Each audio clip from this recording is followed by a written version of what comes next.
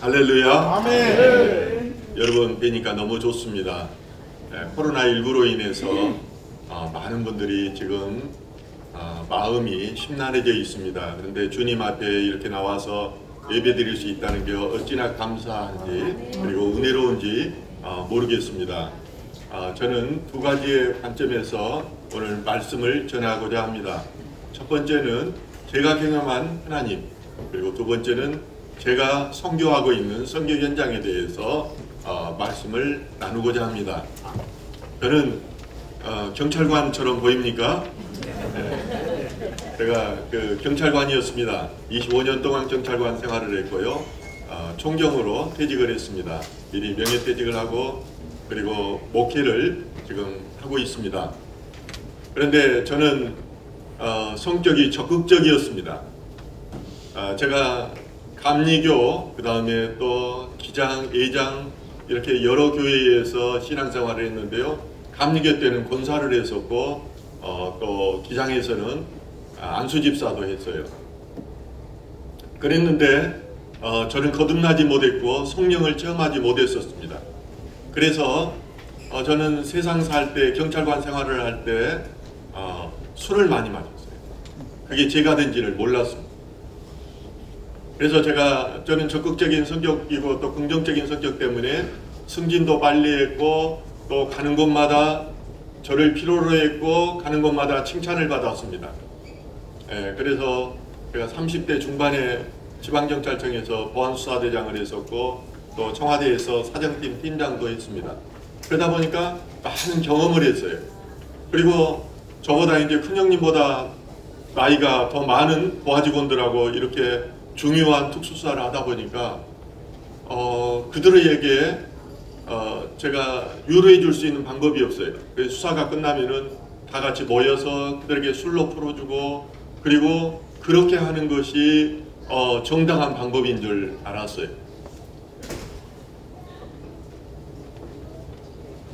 저는 고등학교 2학년 때 성령의 이끌림을 받아서 처음으로 제가 기도하러 갑니다. 산에 가서 기도하고 싶은 생각이 들었습니다. 저는 그 당시만 해도 성령이 뭔지도 몰랐어요. 그랬는데 제가 그 목포 여객터미널에서 이렇게 뱃삭을 보니까 제일 멀리 가는 배가 640원입니다. 그게 자운도였습니다. 배를 타고 몇 시간을 걸쳐서 자운도에 도착하고 나니까 어두워집니다. 어두워지는데 이제 산에 가서 기도하려고 갔었는데 거기에서 두려운 마음이 생겨요. 그래서 식당에서 식사를 하고 나서 옆에 계신 분한테 물었습니다. 가까운 교회에 있는 곳이 어디입니까? 그랬더니 자기를 따라오래요. 그래가지고 경운기에 저를 태우고 교회에 갔는데 거기가 자은중앙교회였습니다. 그래서 기도를 하다가 잠이 들었습니다. 새벽에 모기들이 막 우는데 잠이 깨가지고 성경 말씀 마태복음을 읽기 시작했습니다. 마태복음을 읽는데 마태복음 21장 42절 말씀에 저한테 꽂히는 겁니다. 그것은 목수가 건축가가 버린 돌이 모퉁이의 머릿돌이 되었나니 이것은 하나님이 하신 것이라. 사람 눈에는 기이하다는 그런 말씀이었습니다. 저는 이 말씀이 그 당시에 무슨 말씀인지 몰랐습니다. 그래서 제가 기도를 했습니다. 하나님, 이 뜻이 무엇입니까?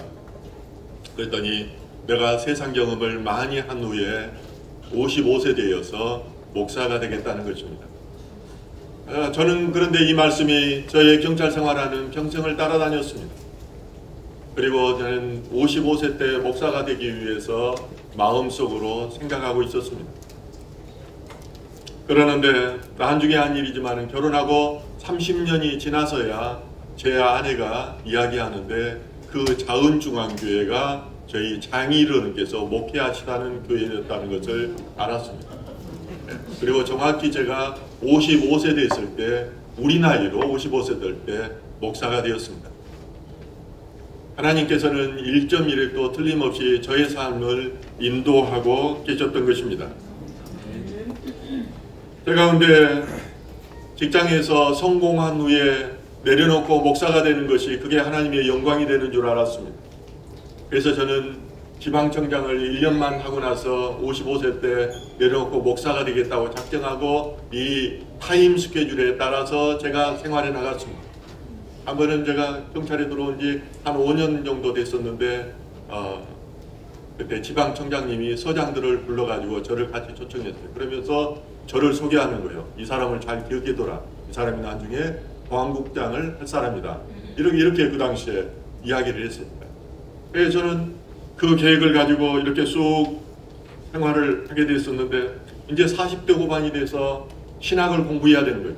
50대 때 목사가 되기 위해서는 신학을 해야 되는데 서장 내려가면은 이제 제가 신학을 도저히 공부할 방법이 신학이 뭔지도 몰랐어요. 그냥 인터넷만 찾아가지고 내가 직장 다니면서 공부할 수 있는 것이 무엇인가. 저는 경정될 때까지 지방경찰청, 경찰청을 포함해서 청에서만 근무했습니다. 승진하면은 지방을 내려보내줘야 하는데 안 보내줘요.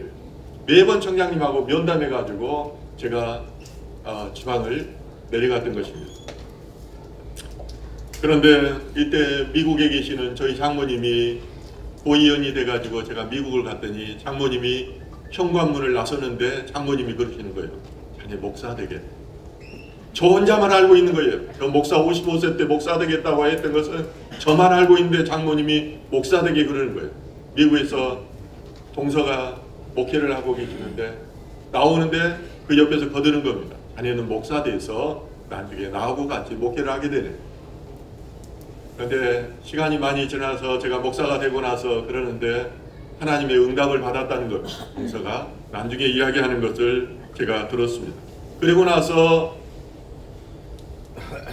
장모님이 미국에서 갑자기 짐을 싸들고 저하고는 특별한 상의도 없이 저희 집으로 왔습니다. 7년 동안 저희 집에서 기도하고 새벽마다 기도하고 우리 사이 목사 되게 해달라고 기도하는 겁니다. 저는 밖에서 기도하고 저희 장모님은 방에서 기도합니다. 그런데 새벽에 기도하는데 저에게 하나님의 음성이 들렸습니다. 오살리 기도원을 가라.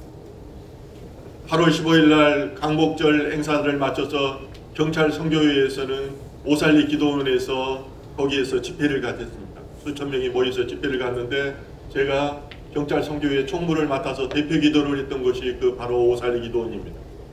그래서 이 음성이 저한테 들려서 제가 장모님 또 저희 교회 권사님 두 분 모시고 이제 오살리 기도원을 갑니다.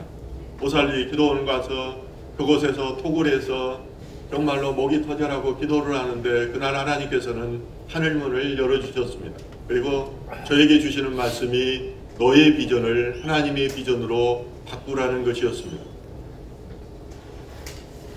이 일이 있고 나서 정확히 5일 후입니다. 5일 후에 저 처음 보시는 신학대학 이사장님이 제 사무실을 찾아왔어요. 같이 식사하면서 제가 누구에게 목사 되겠다는 말 한 적도 없는데 저에게 신학대학원을 진학하라고 합니다. 장학생으로 선발하겠다고 합니다. 그래서 바로 저는 순종하는 마음으로 신학대학원에 진학을 하게 됐습니다. 그리고 청장님한테 그렇게 편지를 씁니다. 저는 승진하면은 그의 승진시켜주겠다고 청장님이 그렇게 공언을 하셨거든요. 그래서 승진하면은 바로 저는 사표를 쓰겠습니다.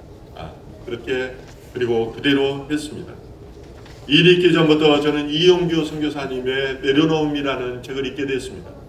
일이 있기 전에 유럽 여행을 떠났는데 여행 떠나기 전에 저는 꼭 책을 가지고 가는데 그때 제 손에 잡힌 것이 이용규 선교사님의 내려놓음이었습니다. 내려놓음이라는 이 책을 읽고 많은 감동을 받았습니다. 내려놓아야 된다. 자꾸 제 마음속에 내려놓아야 된다는 생각이 드는 겁니다. 그리고 가장 무능한 인간이 한 직장에서 평생을 일한다는 생각이 제 마음속에 너무 많이 드는 겁니다. 내려놓기로 작정하고 그 여행을 왔습니다. 와서 제가 10권의 책을 사서 가장 가까운 사람들한테 그 책을 선물했습니다. 그리고 제가 인천에 있는 에어포트 호텔에서 우리 경찰 보급간부 워크숍이 있었는데 자기를 소개할 자리가 있었습니다. 저는 그 자리에서 그렇게 저를 소개했습니다. 목사가 되고 싶고 교수가 되고 싶고 농부가 되고 싶은 경찰관 지춘경입니다. 그리고 그때는 모두가 승진하려고 승진에 다 이렇게 관심이 있을 때 저는 말을 했는데 그대로 됐습니다. 목사를 할 때 제가 교수 임명장도 받았고 그리고 지금도 아파트 한쪽에 텃밭처럼 만들어가지고 저는 식물 심는 것을 너무 좋아합니다. 여기 오면서도 보니까 이쪽에다 집 짓고 살면 너무 좋겠다는 생각이 막 드는 거예요. 늘 그런 꿈을 꿔요.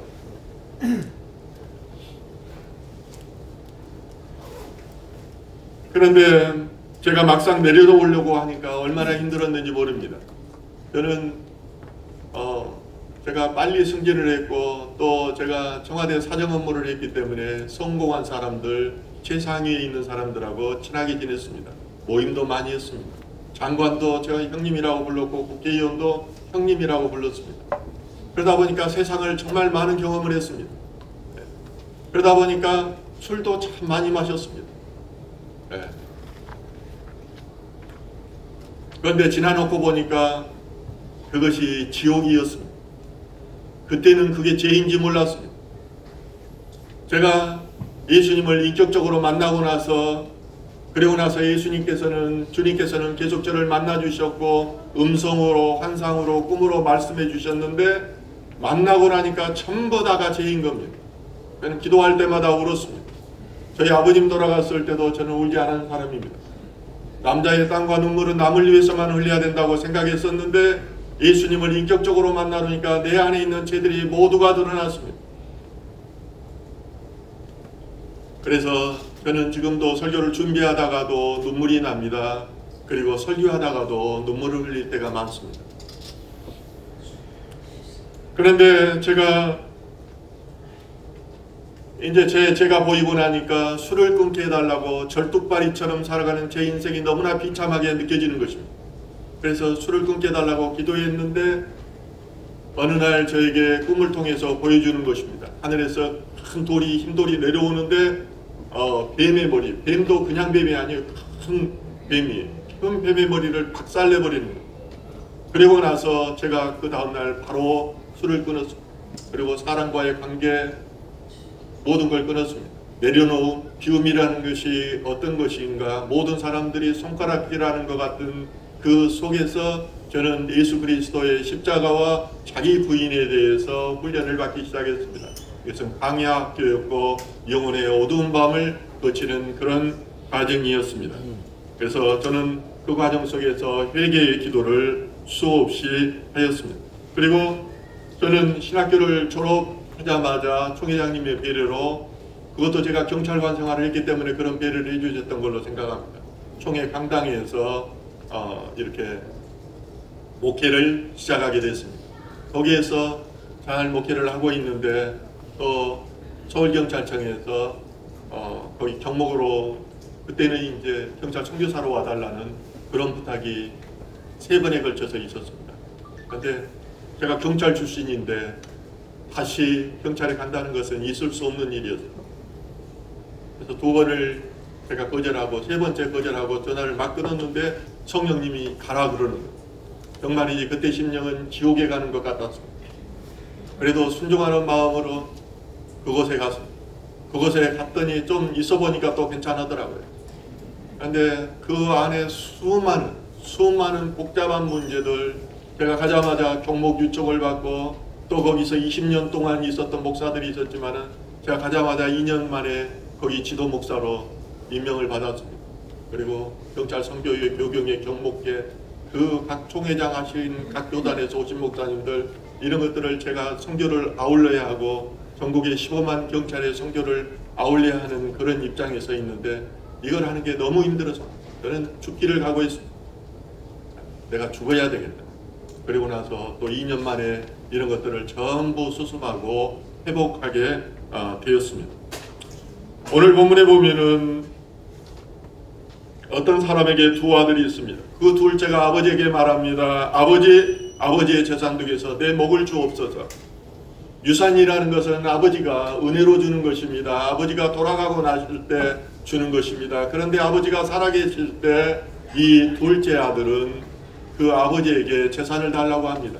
그리고 나서 그가 허랑방탕하여 이제 모든 것을 재산을 탕진하고 이제 아버지께 돌아옵니다. 그리고 결국 그는 돼지우리를 치면서 돼지가 주는 지엄열매로 살아가는 비참한 신세가 되자 그가 이런 고백을 합니다.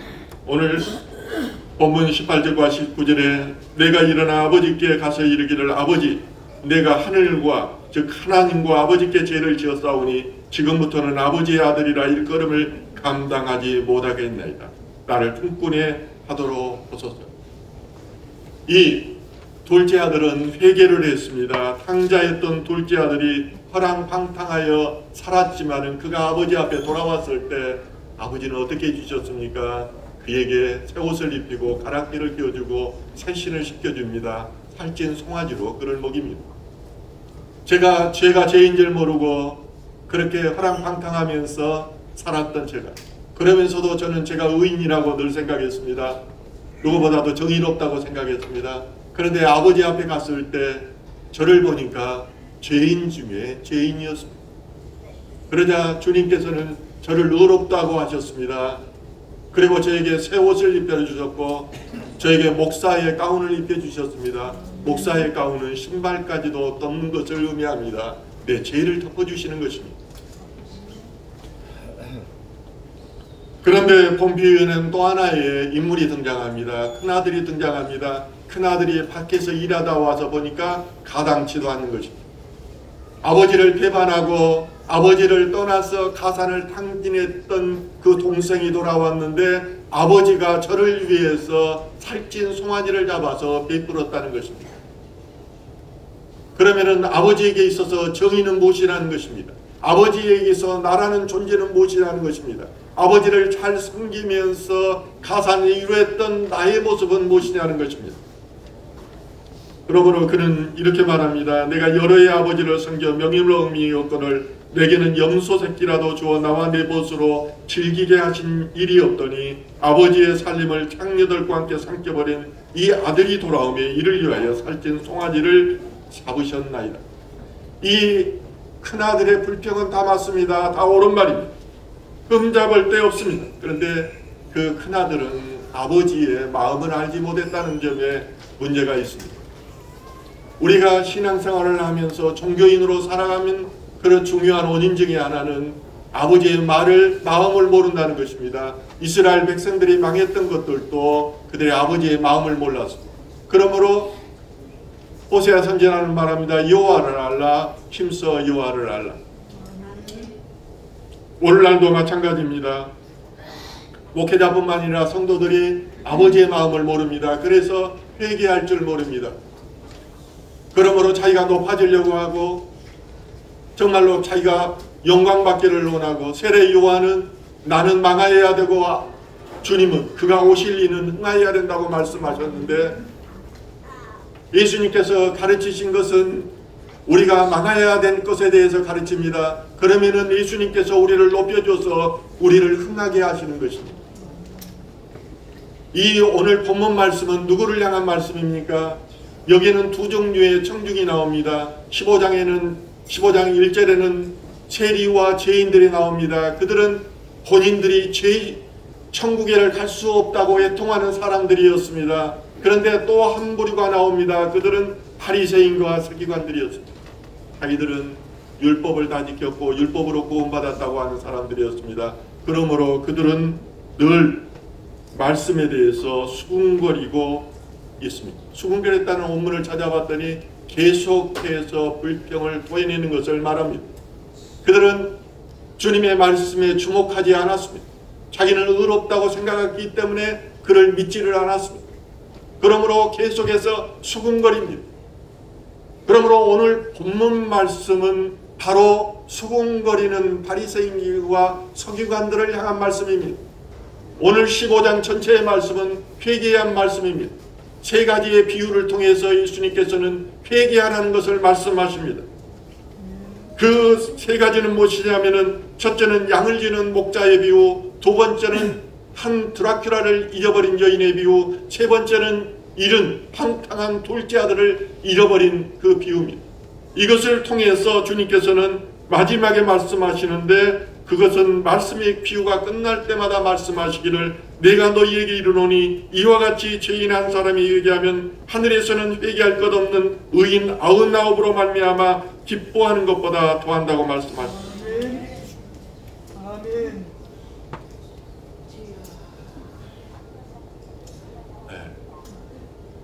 저희 처가 쪽은 최초로 선교사를 받아들여서 교회를 세운 집안입니다. 그 이후로 자손들이 장로 이상이 70명 이상이 나왔습니다.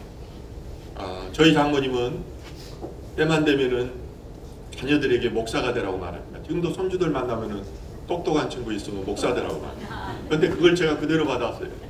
저희 아들도 아들도 목사 되라고 말하고 사이한테도 목사 되라고 말해요. 그래서 제 아내가 제 장모님하고 막 갈등이 있었어요. 왜 직장 잘 다니고 있는 사람 꼬드겨가지고 목사 만들려고 하는 거예요. 그런데 제가 아들한테 목사 되라고 해도 제 아내가 아무 말 안 해요. 좋아해요.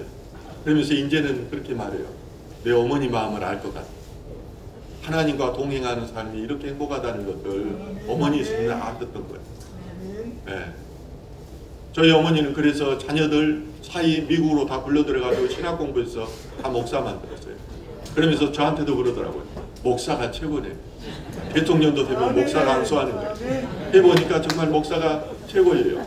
네. 훨씬 사례비는 적을지 몰라도요. 하나님께서 다 채워줍니다. 네. 저는 세상과 어울려 살 때 제가 죄인 것을 몰랐습니다. 그리고 배우고 또 이렇게 권세 있는 사람들과 어울려 사는 것이 그게 행복이라고 생각했습니다. 그런데 주님을 인격적으로 만나서 주님과 동행해 보니까 그것이 바로 지옥이더라고요. 그게 지옥이구나. 술 마시며 사는 것이 지옥인 거예요. 여러분들 정말 행복하다는 것을 알아야 됩니다. 이게 빛의 자녀된 삶입니다. 이 빛으로 천국에를 가는 것입니다. 그런데 제가 목회를 하다 보니까 저 안에 불만이 쌓이는 거죠. 성도들을 아무리 섬기고 저들을 위해주고 때로는 한 사업하는 성도를 살리기 위해서 회의까지 다니면서 그를 도와주고 했는데 변하지를 않는 거예요. 제 안에 불만이 쌓이는 거예요. 왜 이토록 변하지 않는가? 내가 아무리 예수에 대해서 말하면 저들은 돈을 대해서 생각하고 있고 제가 예수 그리스도의 가치, 자기 부인과 십자가에 대해서 말하면은 왜 저들은 끊임없이 세상 가치를 추구하고 있는 것입니까? 불평이 나는데 오늘 본문 말씀을 읽다 보니까 제가 그런 생각이 들었습니다. 내가 돌아온 탕자구나. 돌아온 탕자가 어디에 대해서 불만을 할 수 있습니까? 불평할 수 있습니까? 남의 행위에 대해서 손가락질을 할 수 있습니다. 나는 주어진 사명만 하다가 주님 앞에 가면은 되는 것입니다. 오늘 본문 말씀에서도 그랬어요. 바리새인과 서기관들은 계속해서 불평하고 큰아들 또 아버지에 대해서 불평합니다. 여기 아버지는 하나님입니다. 그런데 그들은 어떻습니까? 바리새인과 서기관들 천국까지 못했습니다. 독사의 자식들이라는 말은 이미 너희가 존귀함을 받았다는 것입니다. 그리고 오히려 나는 죄인이라고 말하고 나는 애통해하는 그들은 구원을 받았습니다. 오늘날 마찬가지입니다. 우리는 회개해야 됩니다. 왜냐하면 이런 온역이 벌지고 전염병이 꺼질 때 이 안에서 하나님의 뜻을 바라봐야 됩니다. 음성으로 바로 들으면 좋습니다. 음성으로 들으면 분명해집니다. 저는 수사에 자신이 있었던 사람입니다. 수사에 자신이 있었고 수사에 대해서 유죄 판결을 받기 위해서는 모든 직간접 증거뿐만 아니라 정황 증거를 다 동원해서 이 범죄 일람표를 만들어 가지고 절대 이 증거가 깨지지 않도록 다 보안을 수사하는 사람을 해야 돼요. 그래서 유죄 판결을 받게 해서 이 땅 가운데 공의를 세우는 것이 목적입니다. 그런데 제가 이 수사 증거가 없이는 믿지 못하는 사람이 어떻게 인생의 가치관이 변하고 인생의 가장 주인이 예수 그리스도고 이분만을 따라서 이분의 뜻을 행하는 것이 인생의 목표라고 생각하겠습니다. 그것은 직감적 증거뿐만 아니라 심증과 영적 증거를 통해서 살아계신 하나님 예수 그리스도를 만났기 때문에 이걸 자신 있게 말하는 거예요. 그럴 뿐만 아니라 내 자신들에게 너희가 축복의 삶을 사는 것은 하나님을 만나는 것이고 여호와가 그 너의 편에 대주는 것입니다. 그것을 너희가 인정하라. 끊임없이 말하는 것입니다. 우리는 우리 안에 있는 죄성을 발견하기 위해서 끊임없이 회개해야 됩니다. 예수님께서는 서기관과 바리새인을 향해서 말합니다. 너희가 맹인이 되었더라면 죄가 없으려니와 본다고 하니 너희 죄가 그대로 있느니. 우리가 죄인이라고 고백할 때 우리 죄가 없어요. 우리가 불의한 자라고 고백할 때 주님께서는 우리를 의롭게 해줍니다. 우리가 진정으로 이 어려운 시기에 교회의 잘못이 무엇인지, 또 성도로서 종교인으로 살기는 않았는지, 정말로 주님께서 가르쳐줬던 자기 부인과 십자가의 영성을 가지고 우리가 정말 신앙생활을 하는지 돌아보아야 됩니다. 그러한 축복이 여러분 가운데 있어지기를 축원합니다. 조금 제가 시간이 남았는데요, 제가 40분 말씀을 전해도 된다는 허락을 받았습니다. 그래서 경찰 선교에 대해서 제가 말씀을 드리고자 합니다. 저는 제 스스로가 북한 전문가라고 할 수 있는 사람입니다. 국가정보원에 제가 정보대학원에 가서도 강의를 했었고, 또 여기에서 정식으로 석사 북한학을 가지고 석사 논문도 썼습니다. 20년 이상을 제가 그 분야에 대해서 공부를 했기 때문에 전문가라고 할 수 있습니다. 그래서 저는 하나님께서 저를 부를 때 저는 북한 통일을 위한 그런 일을 하도록 제가 사용될 거라, 이런 생각을 늘 하고 있었죠. 그리고 언젠가는 제가 북한에 가서 선교를 했을 거라 생각했었는데, 제가 경찰 선교에 와서 보니까 경찰은 북한 선교를 위해서 가장 중요한 매개체 역할을 할 수 있는 조직입니다. 왜냐하면 제가 북한 연구를 할 때 남북한은 급격히 통일되게 돼 있습니다. 북한 중국을 이렇게 해가지고 코로나19로 해서 흔들어대는 것을 통해서 한번 중국을 한번 힘을 빼놓을 겁니다. 그리고 갑작스러운 국제 환경의 변화를 통해서 북한은 갑자기 무너지게 돼 있습니다. 그렇게 되면은 우리가 여러 가지 선교 전략을 세우더라도 여기에 들어갈 수 있는 군과 경찰입니다. 경찰은 10만이 증원돼 가지고 북한 땅을 들어가고, 군은 외치를 담당합니다. 외치를 담당하는 것은 경찰입니다. 그러면은 경찰이 들어갔을 때 경찰이 보고마율이 지금 9%입니다. 일반인들의 보고마율이 20%인데 경찰은 아직도, 그러니까 아직까지 경찰 선교가 실패했다는 것을 반증하는 거죠. 그런데 우리가 10%만 돼가지고 들어가면은 10,000명이 거기에서 기독교인들이 들어가게 됩니다. 그러면은 북한에서 들어가가지고 이들이 복음을 전하면은 그 영향력은 굉장히 큽니다. 북한의 경찰 인민보안성 사회안전부에서 여러 단계를 변화를 하지만은 북한 경찰은 권력기관이고 굉장히 탄압하고 억누르는 그런 조직으로 인정되어 있습니다. 그런데 그들이 정말로 사랑과 서비스 정신을 가지고 국민을 섬기면서 복음을 전한다면은 그 효과는 굉장히 저는 클 거라고 생각합니다. 그러기 위해서 저는 경찰 선교 현장에서 일반 선교가 아니라 제자를 양육하는 선교를 하고 있습니다. 예수님께서는 이 땅에 오셔서 두 가지 일을 하셨습니다. 그것은 제자를 삼기 위해서 이 땅에 오셨는데, 오셔가지고 제자를 삼는 목적은 나와 함께 하기 위해서입니다. 나와 함께 하기 위해서 제자를 삼으셨고, 예수님께서 하늘에 승천하신 이후에는 다시 그들을 통해서 제자를 삼기 위한 것이었습니다. 이것은 우리에게 주신 지상 명령입니다. 그러므로 일반적인 그런 선교로서는 이제는 안 됩니다. 일터 선교, 직장 선교에서는 그들을 끊임없이 양육해서 제자 삼아야 되는 그런 일을 해야 되는 것입니다. 그래서 저는 월요일 날은 10명에 대한 우리 사역자가 있습니다. 지방까지도 파견 나가 있고 10명이 서울경찰청 담당을 합니다. 그래서 제자 훈련을 하고 이들을 통해서 제자가 양육되어집니다. 신학교를 보내면은 또 장학금을 줘서 이들을 통해서 또 선교사를 양육하는 이런 시스템을 갖고 있습니다. 그래서 화요일 날은 점심 저녁으로 제자 양육을 하고, 수요 예배, 목요일 날은 찬양 예배로 드립니다. 금요일 날은 지방에 있는 경찰관들까지 와서 또 철야 예배를 드립니다. 그리고 주일 날은 마찬가지로 오전 예배, 오후 예배는 각 공반별로 제자 양육이 들어가는 그런 직장 선교의 양태를 취하고 있습니다.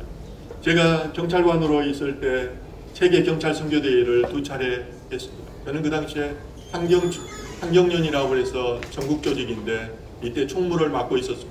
회장님이 주도적으로 했고 저는 보조적으로 했지만은 그 당시에 60여 개 국가의 경찰관들과 그리고 선교사님들 같이 초청해서 선교대회를 한 적이 있습니다. 제가 오늘 와서 생각해 보니까 2회까지 하고 3회 때 하다가 돈이 너무 많이 들어서 우리가 못했습니다. 돈이 너무 많이 듭니다. 1억 원 이상이 드는데 그럼 못했는데 다시 한번 이것을 해서 우리 선교사들이 회의에 나가서 이들을 돕는, 회의에 나가서 경찰관들이 복음화되면 우리 선교사들을 도울 수가 있습니다. 네, 이랬으면 참 좋겠다는 생각이 들고요. 작년에 제가 필리핀에 우리 선교 리더들과 같이 그 필리핀 수빅 지역에 선교를 갔었는데 저희들이 이야기하지 않았는데도 경찰관 4명이 와가지고 우리를 에스코트 해주고 빈민 지역에서 선교 끝날 때까지 있다 우리를 차가 못 들어간 지역이었는데 에스코트해서 나온 적이 있습니다. 앞으로도 여러분들이 선교하는 데는 그 폴리스 채플린이라는 신분증을 가지면은 여러분들이 유용하게 도움을 받을 수가 있습니다. 세계 경찰 조직은 하나입니다. 어디 가서든지 우리가 채플린이라고 하면은 도와줍니다.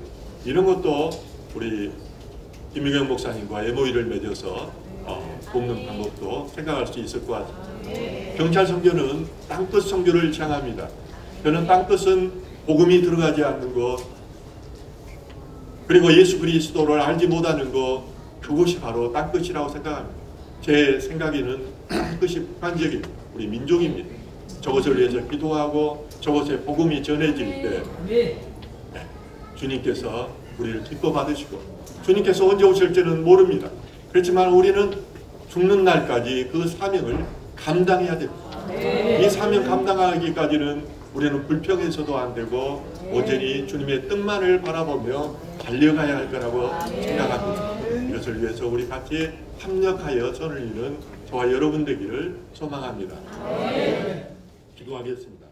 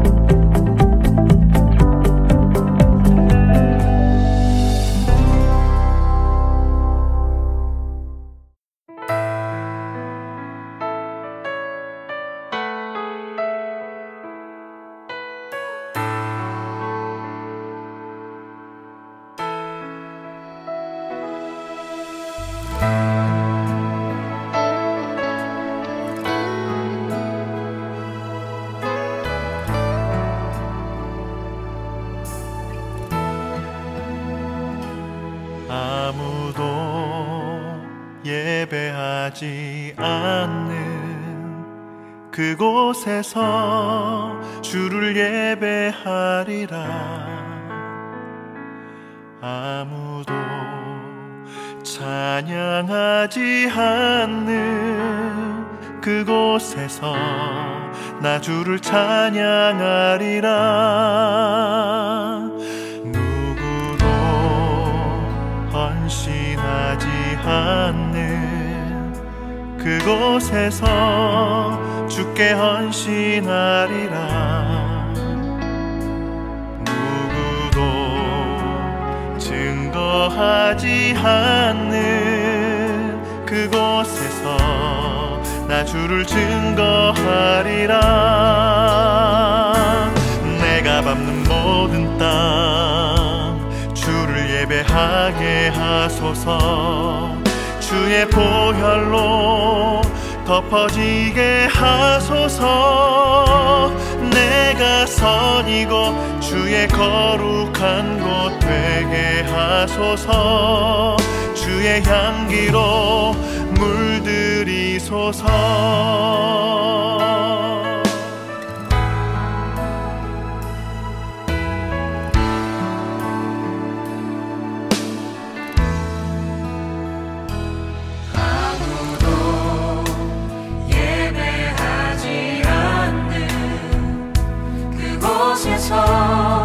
주를 예배하리라.